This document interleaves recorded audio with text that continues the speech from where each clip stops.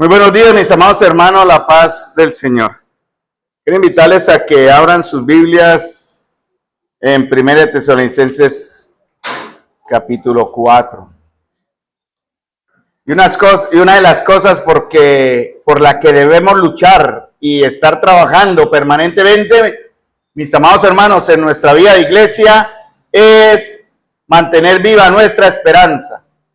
En la iglesia de los tesalonicenses se habían introducido falsos hermanos que de una manera muy velada le habían robado la esperanza a esa iglesia en cierta forma. Por eso Pablo escribe las dos cartas, resaltando algunos aspectos o señales que los creyentes deben esperar para confirmar que el Señor había venido. A ellos se les estaba diciendo, Él ya vino, o está ya demorándose, o algunos decían, ya vino. La enseñanza es diferente. Por eso Pablo en el capítulo 4:13, a partir de ahí, comienza a dar algunas señales o claves de la venida del Señor. Una de ellas era que el Señor nos llevará con Él. Y si los tesalonicenses estaban ahí presentes, era porque el Señor aún no había llegado. En la segunda carta también menciona algo. Pero mientras eso sucede, amados hermanos, mientras esa gloriosa venida del Señor es real, nosotros tenemos que mantener o vivir de nuestras vidas como iglesia y como creyentes de una manera que agrade a Dios. Por eso el capítulo 4 comienza diciendo así, que hemos aprendido a conducirnos y agradar a Dios. Y dice Pablo, desea el Señor que ahondemos más y más. Entonces, ¿cuál es nuestra meta como una iglesia del Señor? Vivir para agradar a Dios. ¿Y cuál es la marca distintiva? ¿Qué es lo que nos va a diferenciar de las demás personas? Y vamos a empezar desde el capítulo 4, versículo 9, para retomar el hilo.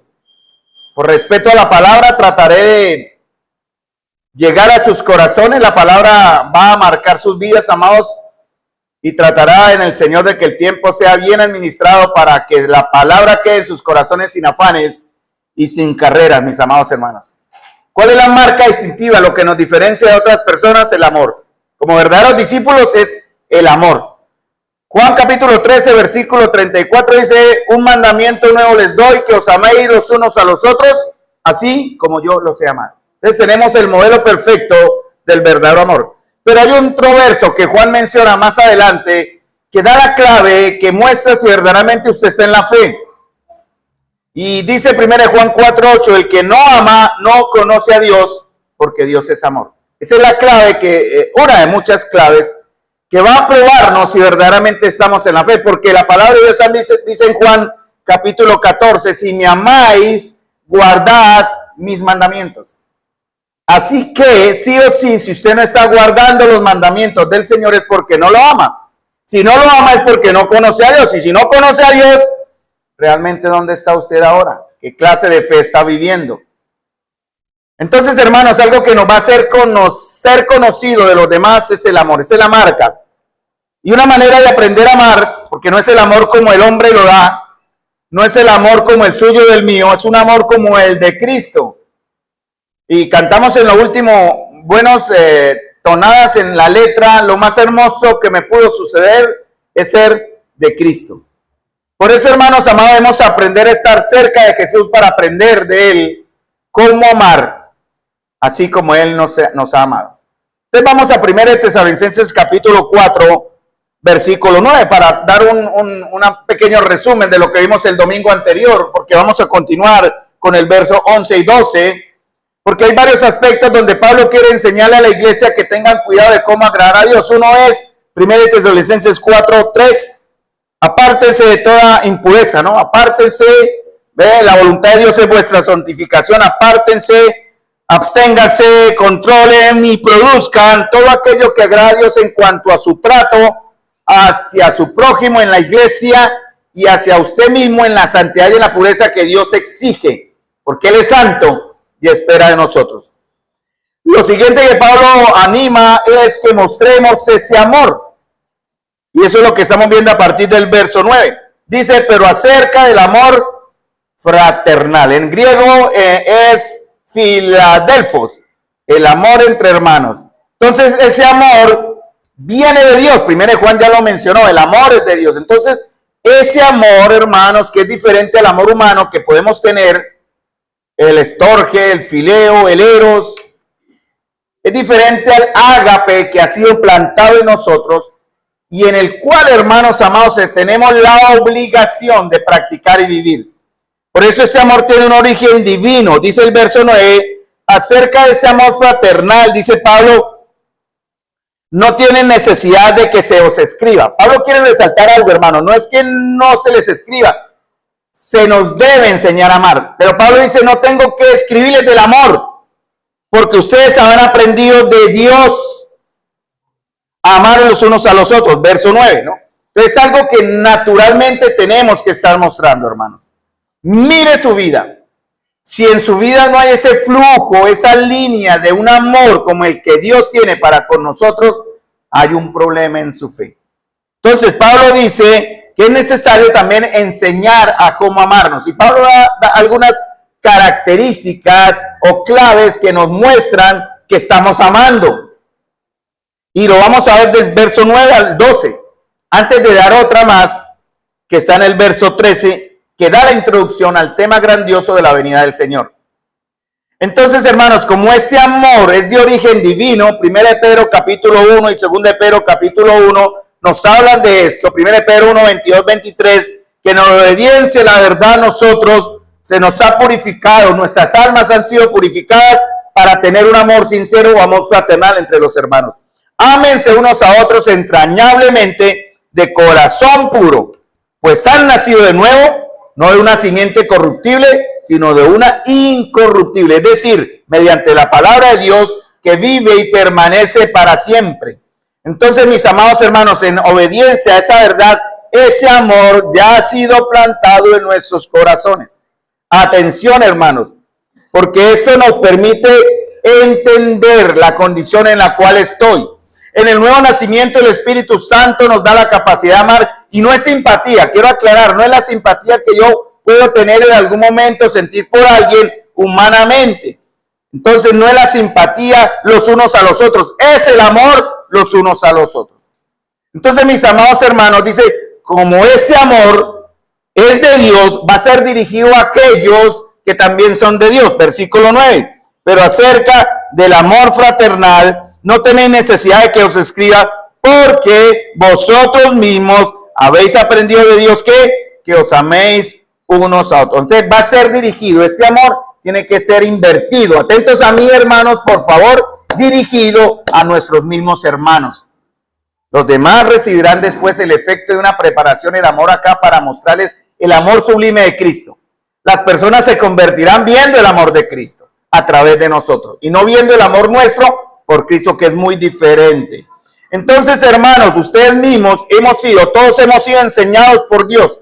La única vez que Pablo menciona esta palabra en la Biblia, solamente la menciona. En ningún otro escrito de los escritos, valga la redundancia, u obras en griego de filósofos o autores de ese momento, se menciona esta palabra. Solo Pablo la usa. Es teodidactes, enseñados por Dios.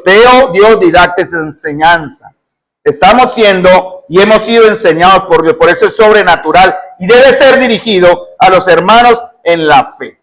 Entonces, nuestro Padre, que es Dios, en función, en razón de nuestro Dios con su Hijo Jesucristo, a pesar de que somos personas diferentes genios, caracteres, temperamentos, ánimos y otras cosas más que nos diferencian, que nos hacen distintos, hermanos, Dios nos ya ha enseñado a amarnos. ¿Dónde aprendimos a amarnos? Si Él ha puesto el amor en nuestros corazones, ¿dónde aprendemos a amarnos? Viendo la obra de nuestro amado Señor Jesucristo. Entonces, hermanos, ahí vemos el gran amor del Señor. Por eso estamos estudiando los jueves cómo entender a Jesús para amarle más. Es triste y lo menciono porque confronta el alma del que enseña como también de aquellos que fielmente asisten para ser enseñados. ¿Qué está sucediendo? Que nos está impidiendo o evitando que muchos, no digo todos, de algunos de los que estamos acá en algún momento no querramos o no queramos saber nada del Señor.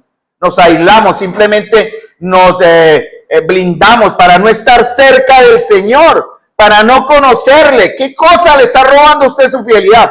Pablo va a dar una razón en el verso 11 y 12, que puede ser una excusa para algunos de ustedes. pero debe ser bien aplicado el texto del verso 2 y 12. Vamos a ver si llegamos allá, hermano. Entonces, Filadelfos es un amor que no solamente viene de Dios, es un amor que debe ser practicado hacia los mismos hermanos, sino es un amor que es concreto y observable, o sea, se ve, es específico, es un amor que sirve, es un amor que comparte, es un amor que suple necesidades reales.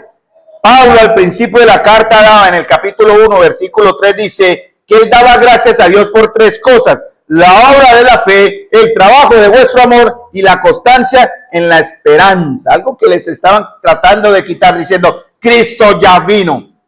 Y esa enseñanza ha llegado hasta nuestros tiempos en algunas aplicaciones de teología de aquellos que creen o que se denominan amilenialistas. No creen, no aplican que Cristo vendrá, que habrá 7 años de dura tribulación, que Él recogerá a su pueblo. Ellos no lo ven así, y que menos habrá un milenio donde Él reinará por 1000 años en la Jerusalén, aquí en la tierra. Entonces, esa enseñanza viene ya rondando desde los primeros tiempos de Pablo incluso, y a los tesalonicenses algo les había afectado ese principio. Entonces, hermanos, el amor, versos 9 y 10, ¿no? No solamente viene de Dios, no solamente es dirigido a la familia de la fe, no solamente, tercer punto en mi bosquejo, es un amor específico y que se ve, sino también, mis amados hermanos, es un amor que es para todo, no solamente es sincero, hermano, porque dice, porque ustedes en verdad, dice en el verso 10, dice 10, que abundéis en ellos más y más. Verso 9 dice, porque ustedes mismos habéis aprendido de Dios que os améis unos a otros, y también lo hacéis así con todos los hermanos que están por Macedonia. O sea, en verdad es un amor sincero, es un amor practicado con todos los hermanos, es para todos. Dice, ustedes lo viven, no solamente entre ustedes, verso 10, sino con los hermanos que están en toda su región. Y os rogamos, hermanos, Pablo dice, esto está muy bien entre ustedes. La pregunta que yo me hago es, ¿eso es lo que estamos viviendo, amados? Podría decir Pablo, si estuviese acá, les animo en Santa María a que abunden en esto más y más, porque no hay que ser conformistas. Podemos estar mostrando el amor. Por ahí vi todavía está la cajita para reunir las ofrendas para las necesidades de Ana Victoria. Miren el Señor cómo está obrando de maneras maravillosas, abriendo puertas que no esperamos que fuesen abiertas, y está supliendo de muchas maneras. Pero eso no debe impedirnos seguir siendo generosos en cuanto a mostrar el amor, incluso en esto tan material, que siempre será un tema entre nosotros, ya que hablamos de dinero, para suplir necesidades de otros, hermanos amados. Ustedes en verdad lo practican. Estoy leyendo en la Nueva Biblia Latinoamericana, de pronto hay unas diferencias. Si usted lee en el texto, en el verso 10, y usted también lo hacéis así con los hermanos que están por toda Macedonia. La palabra, el verso 10, el que estoy leyendo en la Nueva Biblia Latinoamericana. Es muy sincero, en verdad, de un corazón honesto, es practicado. Oiga, interesante esta palabra, practican, está en tiempo presente continuo, y eso significa ustedes en verdad lo tienen como práctica habitual. No es algo que hicieron en el pasado y dejaron ahí, no es algo que están pensando hacer en el futuro, lo haremos, sino es algo que viven día a día. Y ese es el amor que el Señor quiere que nosotros tengamos como una congregación de salvos. No es algo que tengamos que esperar a ver, no es algo que vivimos recordando antiguos y buenos tiempos, es algo que constantemente tenemos que vivir. Y hemos visto en las situaciones de esta semana, con la prueba para Jonathan, con Joseph, con la situación de Ana Victoria, bueno, y con diferentes situaciones que como vida de iglesia estamos y sabemos que están sucediendo, y en la cual, hermanos amados, tenemos que estar atentos y pendientes. Porque Dios no solo nos enseñó con palabras, amados hermanos, sino también con su ejemplo. Por eso pregunté antes, ¿cómo definimos el amor de Dios? Y si miramos al Señor, a Jesús muriendo en el Calvario por pecadores que le aborrecíamos, así vamos a comenzar a entender de qué manera nosotros como hijos de Dios debemos amarnos unos a otros. Pero hermano, yo quiero resaltar algo también. Debemos amarnos de acuerdo a lo que la palabra enseña, ¿no? No de acuerdo al amor egoísta o al amor humano. Por eso la Biblia es respetada acá. Si usted es un creyente que no considera la palabra de Dios, revise su fe. Si usted es un creyente que tiene la Biblia como algo secundario, como algo que solo acude a ella cuando, bueno, leerá el Salmo 91, si es que acaso lo llega a leer, ¿no? O meditar. Pero la palabra de Dios tiene que respetarse. Y no se atreva usted a cambiar la palabra del Señor. Cuando la palabra de Dios es clara, Miguel leyó algo en Apocalipsis, pero al final del texto dice que trae una maldición y un juicio, sobre todo aquel que quita o le añade a las palabras de este libro. Por eso, hermanos amados, tenemos que ser directos con la verdad de Dios. La palabra de Dios tiene que ser muy expositiva, muy directa, y por eso yo quiero aferrarme a esta verdad. Pablo dice, el Señor dice, nos dice a nosotros, respecto al amor, abunden en ello más y más. Primera de Juan 4:10 dice, hablando de ese amor que vemos ese ejemplo en Cristo, en eso consiste el amor, no es que nosotros hayamos amado a Dios, porque es imposible, sino que Él nos amó a nosotros. Y en ese amor que dice la Escritura, envió a su Hijo como propiciación por nuestros pecados. Dicho en otras palabras, también lo mandó para recibir la ira que usted y yo merecíamos. Hermanos amados, el amor fraternal es el amor revelado y que debe vivirse entre nosotros. Pero eso no solamente se circunscribe a nosotros, también hay que amar a los que están fuera. El Señor dice en Mateo capítulo 5, pero yo os digo, amad a vuestros enemigos, bendecid a los que os maldicen, haced el bien a los que os aborrecen, y orad por los que os ultrajan y os persiguen, para que ustedes sean hijos de su Padre que está en los cielos, porque Él hace salir su sol sobre malos y buenos, y llover sobre justos e injustos. Ayer mencionamos algo en la vigilia también, hablando de cómo el Señor nos responde por simple y llana misericordia y compasión. Tal vez, si usted no hemos aprendido a orar de acuerdo a la voluntad de Dios, Dios no nos va a responder porque no estamos buscando glorificar al Padre en Cristo. Sin embargo, recibimos cosas por la infinita y única misericordia del Padre, hermano. Y eso hay que ser muy agradecidos también. Hermanos amados, si no podemos amar como el Señor dice que debemos amar, ¿cómo podemos decir que entendemos el Evangelio? ¿Cómo podemos decir que el Evangelio verdaderamente es en real en nosotros, ¿no? Por último, verso 10, para terminar el resumen, no solamente es un amor que viene de Dios, no solamente es un amor que se ve hacia los hermanos, no es solamente un amor que es concreto y que se observa, también es un amor que es laborioso y creciente. Verso 10 que dice, también lo hacéis así con los hermanos que están por toda Macedonia, y os rogamos, hermanos, que abundéis en ello más y más. ¿Ustedes conocen la historia de los hermanos de Macedonia en 1 Corintios y en Hechos? ¿Han leído la historia algunos por esa exégesis de entender de dónde estamos enseñando, hermanos? Resulta que había una situación en Jerusalén y hay una necesidad, y todas las iglesias se unieron para reunir ofrendas para enviar a los santos en Jerusalén. Y esta iglesia sencilla era una iglesia pobre, hermanos. No era una iglesia mega iglesia, no era super iglesia americana con dólares en sus fondos, una iglesia pequeña y tranquila. Ellos le rogaron a Pablo porque ellos querían mostrar ese amor fraternal con sus mismos hermanos. Ya lo estaban haciendo, pero surgió una necesidad aún más allá de sus fronteras, que fue ayudar a los hermanos en Jerusalén. Y ellos le rogaron, porque ellos no solamente se amaban entre sí, hermanos, no era algo que hacían de vez en cuando. Pablo reconoce ese amor, se había extendido, miren lo bueno que es contagiarse. A veces usted se pone tapabocas para no contaminarse, hermanos. No se ponga el tapabocas para evitar contagiarse del amor de Dios. Es algo que tiene que llenarnos. Como dice la Escritura en 1 Corintios, el amor de Cristo nos constriñe, sabiendo eso, que si uno murió, luego Él murió por todos, para que ya no vivamos para nosotros mismos, sino para aquel que murió por nosotros. 1 Corintios, capítulo 5.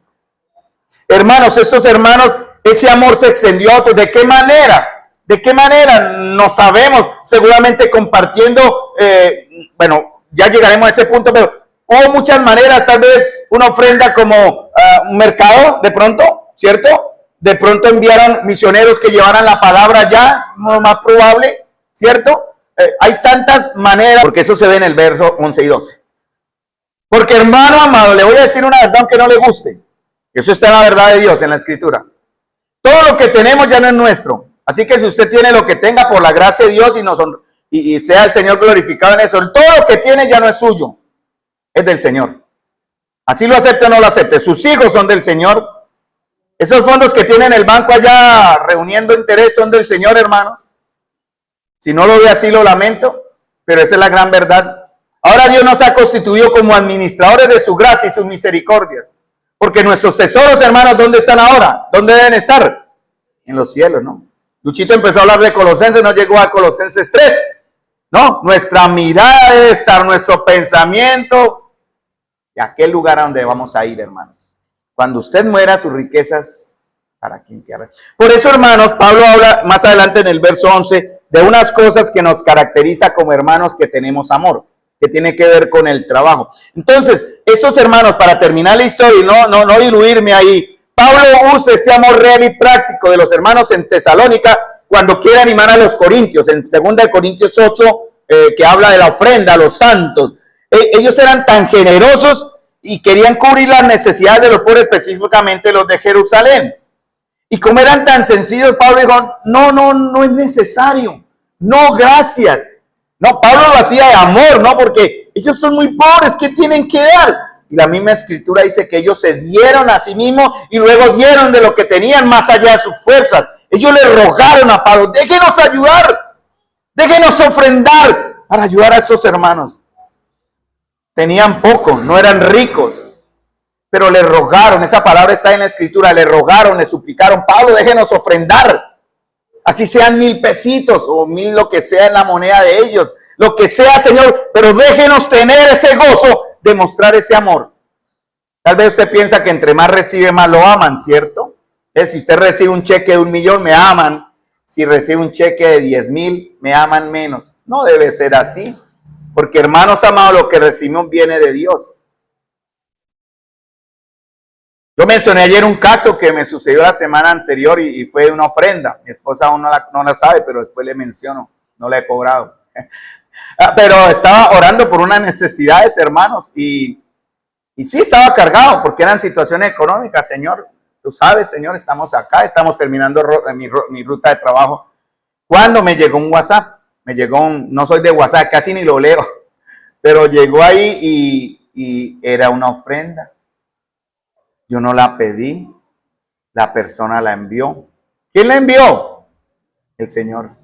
¿Quién fue? ¿Quién tenía su corazón en sintonía? Tal vez pudo ser otro el bendecido, pero en ese caso fui yo. Hermano, queremos tal, y ahí me llegó una ofrenda. Para la gloria de Dios se me permitió cerrar el mes sin saldo en rojo, y la gloria sea para el Señor. Pero hermanos amados, de igual manera la gratitud. El ejemplo de esto quiere decir es que nadie obliga a nadie, hermanos. Ninguno está obligado a darle a otro, pero lo que nos motiva a hacer precisamente ese amor, hermanos. Por eso estos hermanos le rogaban. No eran sobrados en recursos. Ellos querían tener el privilegio de compartir y en su pobreza fueron generosos para compartir lo poco que ellos tenían. Ese es un ejemplo que está en la Biblia que nosotros debemos vivir, hermanos. Y no estamos aquí apretando a la gente con esa mentira que enseñan en otras iglesias de los diezmos, de los pactos y esos temas tan poco bíblicos de teologías de falsa prosperidad. Esas son mentiras del diablo, hermanos, que hay que tener mucho cuidado de no dejarse enredar por eso. Hermanos, y Pablo cuando dice que abundemos en ello más y más, quiere enseñarnos también que aunque estemos haciendo las cosas bien, amados hermanos, no quiere decir que no podamos hacerlo mejor. Debemos abundar, no sentirnos solamente satisfechos con cierto nivel de amor, porque el estándar ¿cuál es? ¿Cuál es la medida del amor, hermanos? Cristo. ¿Cómo es ese amor de Cristo? Eterno, sublime y grandioso. ¿Cómo es el amor nuestro? Limitado, egoísta y retenido aquí como el de Zapatoca, ¿cierto? Nos duele. Sufrimos. Tal vez muchos llorarán diciendo, Señor, ay, me salió el de 2000, gracias. Y dio el de 2000. Sí, es posible. Hermanos, así no debemos ser.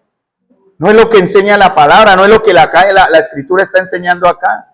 Nadie lo obliga a que lo dé todo, ni más faltaba. pero quedé con el corazón generoso, porque la Escritura dice en Gálatas 6:9, y no nos debemos cansar de hacer el bien, porque a su tiempo segaremos si no desmayamos.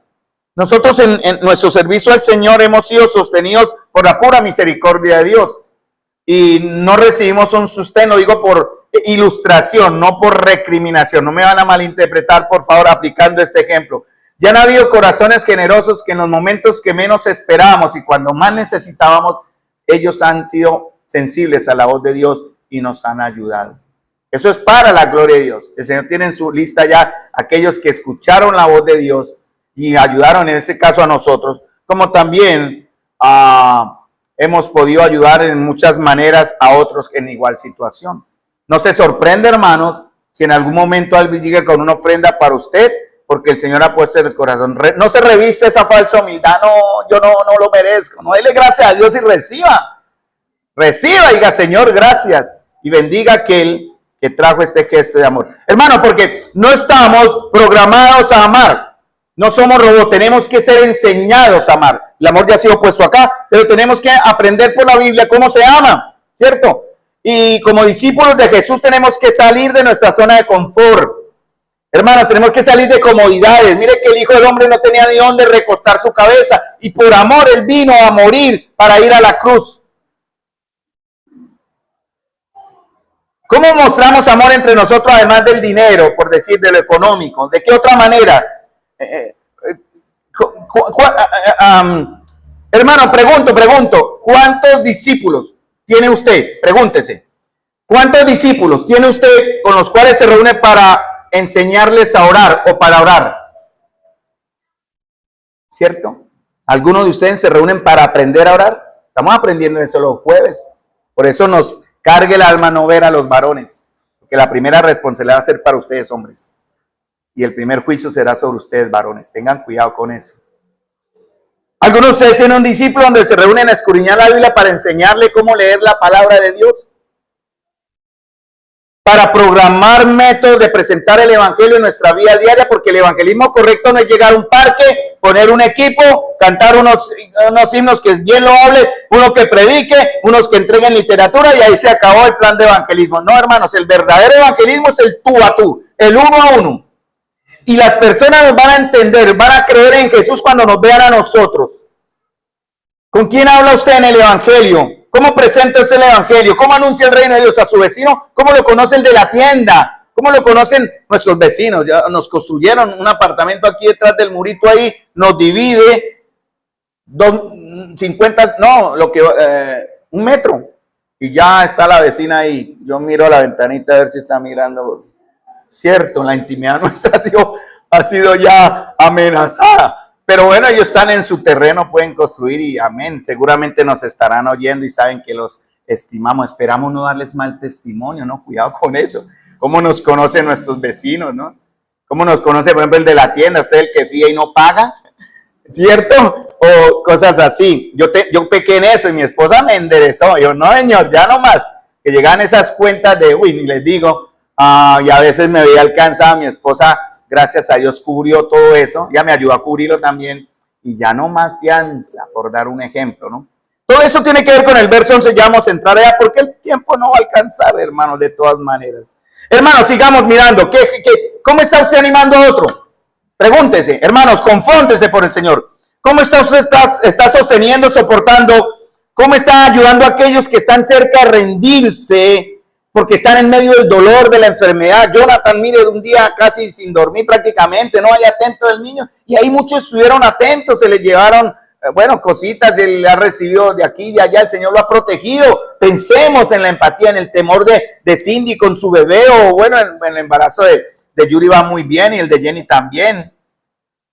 Pero hermanos, ¿cuántas veces hemos sentido esa empatía para aquellos que están en prueba, sufrimiento, dolor? Eso es ser discipulado, eso es ser discipuladores, perdón. Necesitamos, hermanos que necesitan consolación. ¿A quién consoló usted la última vez, hermanos? Honestamente, alguien podría arriesgar y decir, yo hice tal, muy bien, Yolanda, una, dos, tres, está como en una subasta, ¿no? ¿Quién da más? Bueno, muy bien, ojalá esas 4 mujeres contagien a las demás, llamen a las otras, miren, reunámonos para orar, para consolar, vamos a hacer una visita, vamos a llegar allá, hermanas, también tienen esa tarea y los varones mucho más. Aquellos que están en pruebas, en dolor, en sufrimiento, aflicción, hermanos que necesitan consolación, ánimo, el empuje, ¿no? Tenemos que volver a mirar el amor de Dios en Cristo, hermanos. Leo en Efesios 4:31 al 5:1. Por el contrario, sean amables unos con otros, sean de buen corazón, perdónense unos a otros, tal como Dios los ha perdonado a ustedes por medio de Cristo. Por tanto, dice verso 5 de Efesios, imiten a Dios en todo lo que hagan, porque ustedes son sus hijos queridos. Vivan una vida llena de amor, siguiendo el ejemplo de Cristo. Él nos amó y se ofreció a sí mismo como sacrificio por nosotros, como aroma agradable a Dios. Efesios 4:31 al 5:1, creo que está en Biblia latinoamericana, no coloqué, o en la Nueva Traducción Viviente. Uso solamente esas dos, aparte del Reina Valera. 2 Corintios 5:14 y 15, que ya lo mencioné, ¿no? Sea de una forma u otra, el amor de Cristo nos controla, nos constriñe, nos aflige, nos aprieta, hermanos. Yo ayer veía en la vigilia cómo Kelly apretaba a Kevin en la oración. Creo que fue en una oración, ¿cierto? Ella lo apretaba. Bueno, Dios quiere que ese amor, el Señor, puse el ejemplo, perdón, se me vino a la mente. Él quiere apretarnos, no como Kelly apretaba a Kevin, porque Kelly es toda temerosa, ese brazo de Kevin en cualquier lado, la estruja, tiene que tener cuidado, no pisarla, porque estaba menudita. Pero el amor de Cristo sí quiere aplastarnos, hermanos. El amor de Cristo, dice acá, el amor de Cristo nos controla, nos constriñe, nos aplasta, nos coge. ¿Saben lo que es apapachurrar, cierto, hermanos? Cuando hacemos eso con nuestros hijos, ¿cómo se sienten sus hijos? ¿Cómo se sentirían sus hijos cuando usted lo apapachurra y le dice cuánto lo ama? Ya que creemos que Cristo murió por todos, también creemos que todos hemos muerto a nuestra antigua vida. 1 Corintios, sí, 2 Corintios, había dicho primera, era segunda. Él murió por todos para que los que reciben la nueva vida en Cristo ya no vivan más para sí mismos. Más bien vivirán para Cristo, que murió y resucitó por ellos. Hermanos, este texto de 2 Corintios 5:14 al 17 está siendo vivido. Yo hago preguntas que a mí me confrontan, pero quiero confrontarles a ustedes. ¿Este amor está siendo vivido, hermanos? Si no está siendo vivido, revise la fe. Porque lo que dice ahí es, ya no vivan para ustedes, sino para aquel que murió y resucitó por nosotros. Por eso nuestra mirada no es estar hacia el horizontal, sino arriba en los cielos, hermanos. Ahora pasemos al punto verso 11, que ahí ya terminé la introducción. Pero esta es la ventaja de seguir enseñando, hermanos. ¿Cómo esperan que haya otro predicador acá si no hay varones preparándose? Tal vez ustedes estarán hasta acá de Carlos. Lo lamento. La gloria sea para el Señor. Pero mientras no haya un hombre preparado, fiel, bíblico, idóneo, tendrán que seguir en el amor del Señor, soportando acá. Pero dice algo acá, hermanos. Verso 11. Por eso esa es la ventaja de poder enseñar. En cualquier momento me detengo y continúo el otro próximo domingo, si el Señor me tiene con vida. No solamente el amor que se ve, porque viene de Dios, ¿cierto? No es solamente un amor que debe estar dirigido a los hermanos, no es solamente un amor que es concreto, observable, que se ve, que puede ser probado, es también un amor laborioso y creciente, o sea que hay que trabajarlo, hermanos. También es un amor muy específico que está en el verso 11 y 12, porque este tema que se va a hablar acá también es amor. El trabajo como la expresión concreta del amor de Dios. Y miren cómo comienza Pablo. Comienza con una conjunción y que suma la frase anterior. Entonces viene diciendo, vamos a leer. Y también lo hacéis con todos los hermanos que están por toda Macedonia, pero rogamos, hermanos, que abunden en ello más y más. Y después sigue diciendo, él no para ahí, y no cambia el tema, es el mismo contexto. Y que procuréis tener tranquilidad y ocuparos en vuestros negocios y trabajar con vuestras manos de la manera que os hemos mandado. Pablo sigue el tema, él no cambia el tema. Entonces, ¿qué dice Pablo? ya que ustedes tengan, esa palabra tengan es esfuércense sin descanso. Eso es lo que dice Pablo, tengan, esa palabra tengan es, bueno, ¿y qué? Está en Reina Valera, yo lo tengo en la Nueva Biblia Latinoamericana. Y que ustedes tengan, esfuércense, no desmayen en trabajar fuertemente. ¿Para qué? Bíblicamente, ¿la ambición es mala o buena? ¿Ser ambicioso es malo o bueno? Entonces, Pablo, ¿por qué aquí nos pide que tengamos la ambición en el Nueva Biblia Latinoamericana, que es también del original? Tengan por ambición, depende, sí. Pablo aquí dice, ambición, esa palabra ambición es anhelo, sí hay ambición, la ambición en su contexto tiende a ser mala, ¿no? Por ejemplo, la raíz de todos los males es el amor al dinero, ahí hay ambición, ¿no? Ambición que puede llevar a qué pecado, codicia, ¿no? Ese es. Pero Pablo habla de una ambición santa. Hermanos, tenemos esta ambición, los que tienen la Nueva Biblia Latinoamericana me están siguiendo ahí, Reina Valera, atentos, pero dice lo mismo, no se preocupen porque me da otras palabras que enriquecen más el mensaje. Pablo dice en el verso es, y que procuréis, esa palabra procurar es que tengan, o que tengan esa ambición de qué. Hermanos, ¿cuál es su ambición como hijo de Dios? Ambición, ya vimos en el contexto bueno, ¿no? ¿Cuál es su ambición? ¿Cuál es la ambición cristiana? Muy bien, hermano. ¿Puede repetirlo más duro, por favor, para no repetir aquí? ¿Qué? ¿Ser más y más qué? Crecer más, una ambición, hermanos. Pablo tenía una ambición. Primero en Corintios también lo menciona. Prosigo hacia la meta. ¿Y cuál era su ambición? Recibir la corona. No es malo pelear por una recompensa. No las terrenales acá. Vengan aquí, pacten y siembren acá al altar. No, eso es un pecado. Ojo con eso. Pero Pablo tenía su ambición en las cosas terrenales, viéndolo de la manera correcta. Y Pablo, ¿qué dice? Tengan por ambición. Hay 4 maneras en que el amor es laborioso y creciente, ¿no? En ese primer punto. Y Pablo habla de 4 cosas que hace el creyente que en verdad ama. Porque todo está en el contexto del 1 Tesalonicenses 4. Tengan por su ambición que llevar una vida tranquila, ¿cierto? Tener vida tranquilidad. Otra ambición, ocuparos en vuestros negocios, ¿cierto? Otra ambición, trabajar con vuestras manos. Otra ambición que está en el verso 12, condúzcanse honradamente. 4 acciones. Las voy a leer ahora en la Biblia Latinoamericana. Porque dice Pablo que su ambición sea llevar una vida tranquila. No es pasividad, no quiere decir un morrón que tiene que ser empujado antes que estar atajado, no, eso no es. Una vida tranquila es que usted con quién se mete, usted es el peleón, el que discute por todo. Yo he tenido que aprender a tener una vida tranquila en mi trabajo. Yo he tenido muchos encuentros estresantes con malos conductores, he tenido que pedir perdón cuando he cometido errores, calmar los ánimos, no discutir. Antiguamente, hermanos, yo era fosforito, eso. Usted me le pega al carro y vamos a tener problemas, hermano, y me bajaba del carro y yo después he hecho varios amigos, tengo en realidad 3, me saludan muy bien cuando cambié la forma de hablarles en ese aspecto, cuando había roces en el trabajo, hermano. Pero aquí Pablo dice, lleven una vida tranquila, sobrios, en orden. ¿Cómo los conocen a ustedes? ¿Cómo los conocen? ¿Cómo debemos ser conocidos? Una vida tranquila, una vida en paz. Eso Pablo dice que es amor. Esa es una forma de mostrar que Dios está obrando. También, y que se ocupen, ¿cierto? O ocuparos en vuestros negocios o en sus propios asuntos.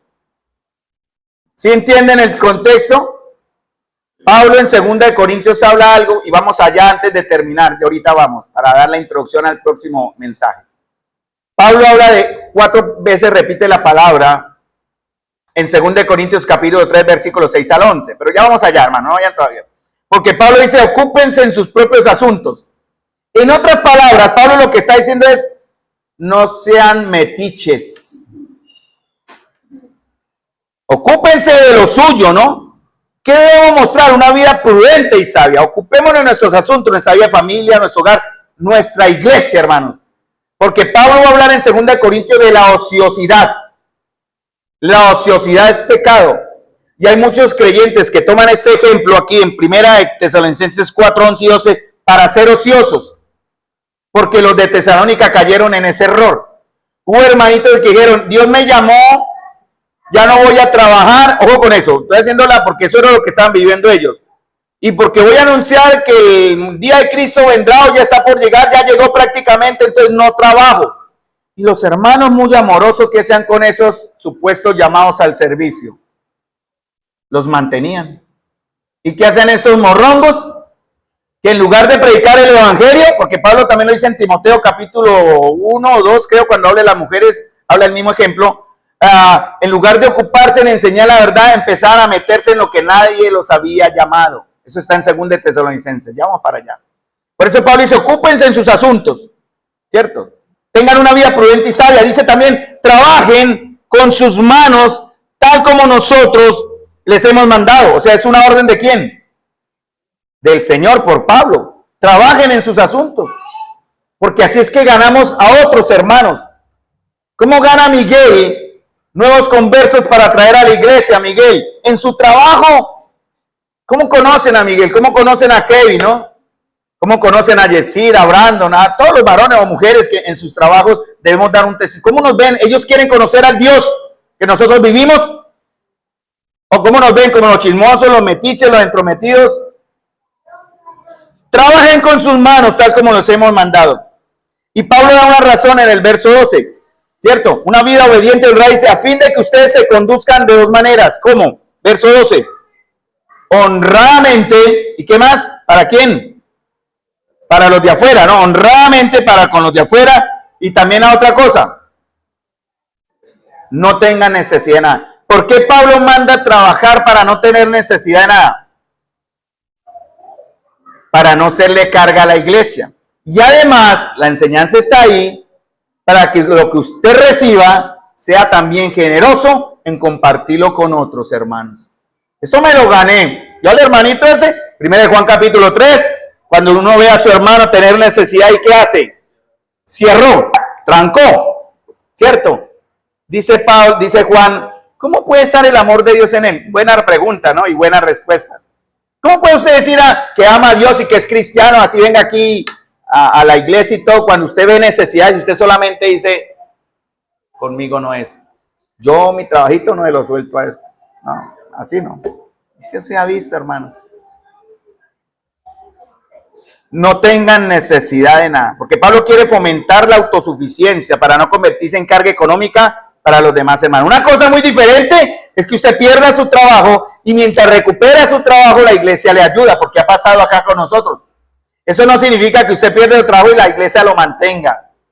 No, señor. La iglesia está llamada solo a mantener a los que hemos sido llamados para servir de tiempo al Señor, pues de una manera mucho más directa. Según 1 Timoteo 5 lo dice, ¿no? No pondrás bozal al buey que trilla. El obrero es digno de su salario. Hay dos maneras diferentes. ¿A quiénes más se debe ayudar en la iglesia? Dice en Timoteo. A las viudas. ¿Quiénes son las viudas entre nosotros? Debemos hacer la lista. Que cumplan las condiciones de la palabra, ¿no? ¿Cierto? ¿No? Entonces, si usted es una viuda que cumpla las condiciones de la palabra, la iglesia la debe cuidar. Entonces, Jenny mira a Miguel como a ver cuándo seré viuda, ¿no? O algo. O Yuri mira a Jessy, ¿cuándo seré viuda? No, ahí tiene su varón que la va a cuidar y la va a proteger y la va a sostener y le va a proveer. Solamente aquellas hermanas. Por ejemplo, nosotros tenemos una viuda acá. Amén. ¿Cuántas veces se ha ayudado a Claudia? ¿Cuántas veces ustedes han tenido en su corazón darle a esa sierva de Dios? Les dejo para que piensen, hermanos. El amor fomenta la dignidad. El amor es responsable.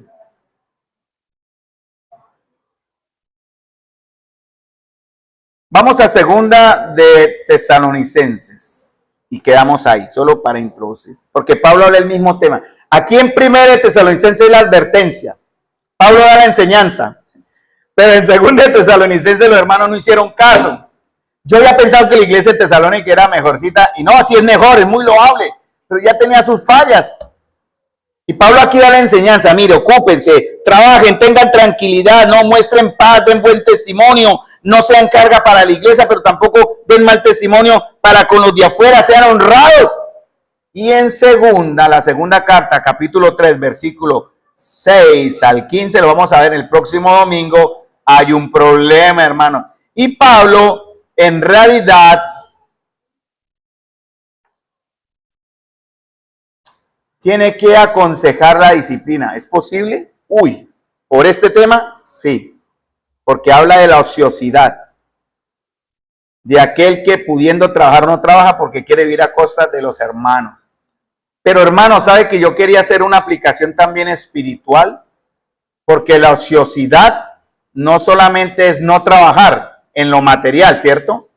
Sí, eso es lo que es el término ocioso, ¿no? Sin oficio, si no hago nada, porque me están cuidando, que supuestamente yo, estoy predicando. Pero ¿qué hacían ellos? Se entrometían en la vida de los demás. Eso no es de la palabra. Pero también, amados hermanos, en cuanto a lo material, ese es un tema, pero también en cuanto a lo espiritual. ¿Cuántos de acá son ociosos espiritualmente? También se aplica, hermanos. ¿Cuántas son ociosas? También se aplica. ¿Cuántas veces? ¿Cómo es su promedio de oración, de lectura de la Biblia, de servicio mancomunado a la iglesia, en la comunidad de la iglesia? ¿Cuántas visitas hace a la semana, hermana, hermano? ¿Con quién va para estudiar la escritura? ¿Cuántas veces se han reunido para estudiar? Con respeto lo pongo de ejemplo, el texto de Marcos 6, de lo que estamos viendo para aprender a ser buenos discípulos. ¿Cuántos se han reunido? A ver, ¿cuántos han orado? ¿Cuántos? Y si no lo están haciendo, están siendo ociosos. Segunda de Corintios capítulo 3, versículos 6 al 11. Lo vamos a leer para terminar. Tarea, léanse el texto. Segunda de Tesalonicenses 3, 6 al 15. Tarea, léanse el texto y oren por mí, para que el próximo domingo pueda enseñar de la manera que Dios quiere que enseñemos. Porque es lo que Pablo quiere, que tengamos una vida en paz, una vida que nos afanemos en vivir sin afán, una vida prudente, sabia, una vida que se concentre, hermanos, en nosotros y no en otras cosas. Y hay un problema en el capítulo 2 de Tesalonicenses. Habían hermanos que estaban en desobediencia en este tema. Y ya Pablo habla de una disciplina. ¿Será posible aplicar esa disciplina entre nosotros? Sería la pregunta. Pregúntese usted, leyendo el texto, ¿de quién podrían ustedes pensar? Solo es un ejemplo para ilustración. ¿De quién podrían ustedes pensar, amados hermanos, que podrían recibir, si fuera el caso, si no lo hay mejor, solo es para que se den la respuesta, que tengan que ser disciplinados? Verso 14 y 15, ¿no? Verso 12, 14 y 15. ¿Cierto? Disciplina. Pero todo comienza con exhortación. Verso 12. Pero leámoslo. Pero os ordenamos, hermanos. O sea, Pablo le habla a la iglesia, no con autoridad. Les ordeno, hermanos. Yo en la autoridad de Cristo yo mando. Anunciamos, mandamos esto. ¿En el nombre de quién? No en el nombre de la iglesia, en el nombre del pastor, y en el nombre del que sea humano, no. En el nombre de nuestro Señor Jesucristo. Que os... y da una palabra.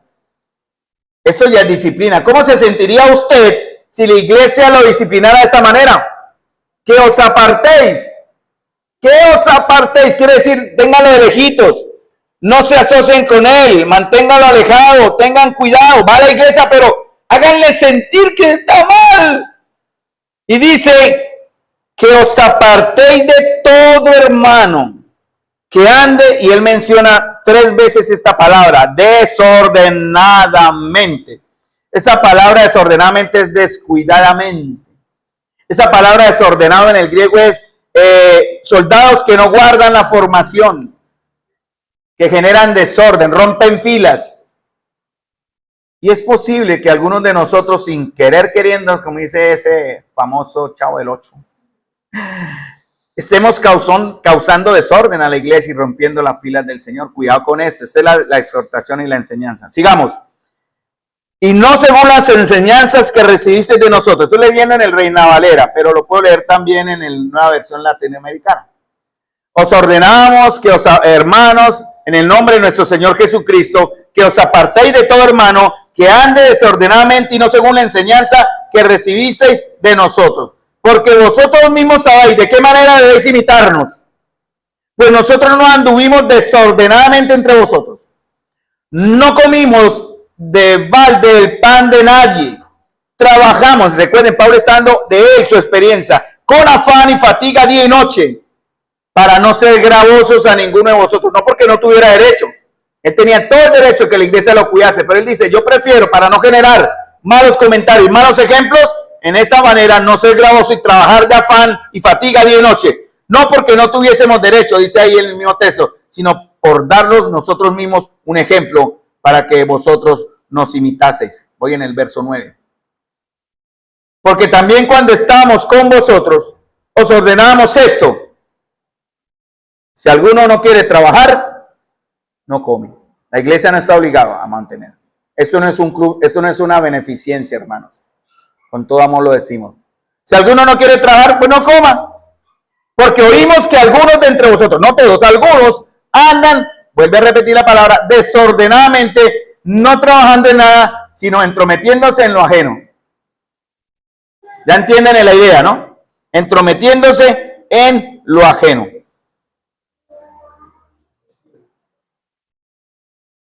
Y vosotros, hermanos, no os canséis de hacer el bien, y si alguno no obedece a lo que decimos, dos cosas, lo dijo y lo escribió. Lo que hace uno cuando enseña es eso, lo dice y lo muestra en la palabra. Y Pablo dice, si alguno no obedece lo que decimos por medio de esta carta, señálenlo a ese. O sea, como dice la escritura,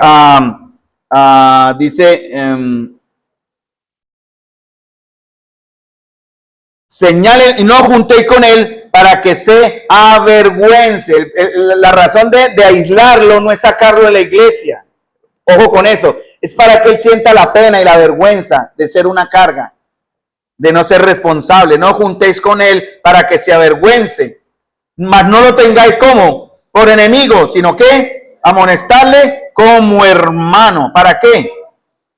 ¿Para qué amonestamos? ¿Para qué exhortamos? Porque yo a veces me pongo tan tóxico, intenso y doloroso acá y ustedes algunos estarán cansados. Lo lamento. Eso es porque los amo, hermanos. Y porque en el temor a Dios yo me confronto con verdades que Dios me pide a mí. Y cómo no esperar que aquellos a los cuales yo enseño con todo amor y respeto y temor al Señor no hagan lo mismo. Porque es que está en la palabra, hermano. Esto no es capricho personal. No nos cansemos, verso 13, de hacer el bien. Esa es mi tarea, Señor. Porque a su tiempo espero cegar, si no desmayo. Padre Celestial, Señor, te doy las gracias. Tú sabes, Señor, cuánto presentamos, Señor. Tú sabes honestamente cómo lo hacemos, Señor. Con qué cariño, Señor, con qué temor, con qué anhelo. Presento, Señor, a cada uno de mis hermanos aquí reunidos. Tal vez no por nombre siempre, Señor, pero sí teniéndolos en mi corazón con la esperanza, Señor, de que todos como una iglesia que te adora, que te conoce y que te sirve, reflejemos a Cristo en nuestra vida.